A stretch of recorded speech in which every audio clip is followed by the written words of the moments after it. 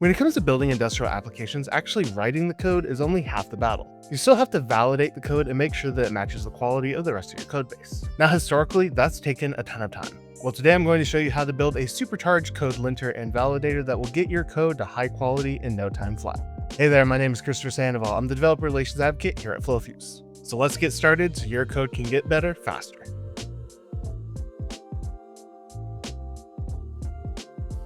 Okay, so here we are inside of FlowFuse. The first thing that we're going to want to do is install our MCP nodes. Now I already have this installed, but if you don't, go to Manage Palette, click Install, and type in MCP. You're looking for this option, FlowFuse nodes and our MCP server nodes.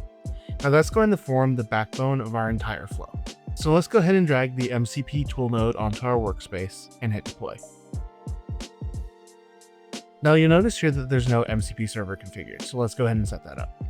Now when you're building this out, you really need to think not only about what you need for your flow, but also what you might need in the future and what other people maintaining this will need in the future.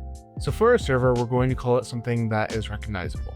We also want to give it a name that is recognizable, so say core validator, as well as a brief description about the server itself. We'll go ahead and click add, and now we're back in our MCP tool menu. Now the same thing applies here. As we build out this tool, we want to make sure that we apply things like a readable tool name, a clear descriptor, and even a title. That way people know what they're looking at and the MCP server knows what it's trying to use. So this first tool we're going to call lint JavaScript. We'll give it a descriptive name, and we'll also give it a description. Now what's important here is to understand that the description isn't just for human readability, it's also for machine usability. When the MCP is looking for tools to use, it's going to look at the description and try and understand what the tool actually does.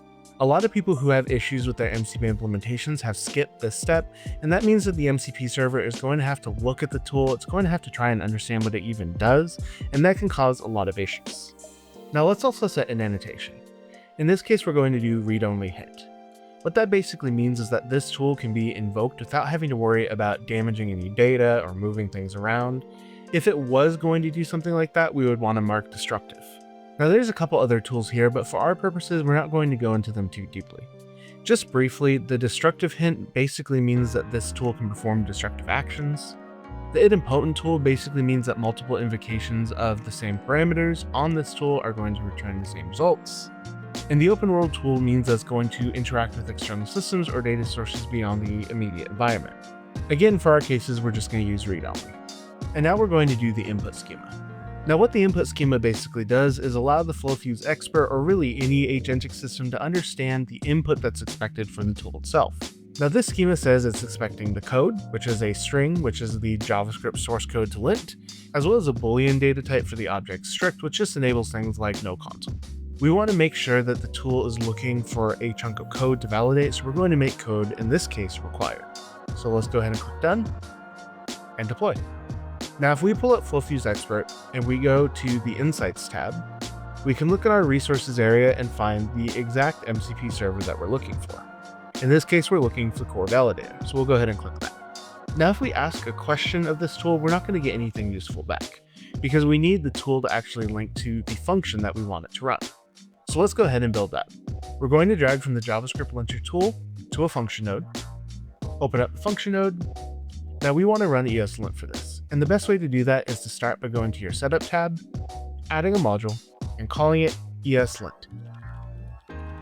Now in the onMessage section, we're going to paste the logic that we're using for the linter itself. Now if you want to look into this code in depth, check the description below to find a link to our GitHub. In the GitHub, you'll find the importable JSON code, and you'll be able to pull this into your own flow. So let's go ahead and click done. Now, in order for the MCP server to get something back, we need to bring the response onto the workspace. Let's fire that up, and let's give all these nodes a name so we understand what they're actually doing. Okay, we have our first tool, so let's go ahead and click deploy. Now I'm going to build a flow with some code that I know is broken. Now if I actually run this code, nothing happens, and that's because it's broken. You can tell by this red triangle at the top that there's something wrong with the code. So I'm going to lint this code. I'll copy this over into our FlowFuse Expert, make sure that the linter is selected, and I'll make sure to call our tool. Okay, so now we have our results and we know exactly where the problems are. So let's go ahead and get back into our code. So let's work on the list from the bottom up. That way we're not changing the line order.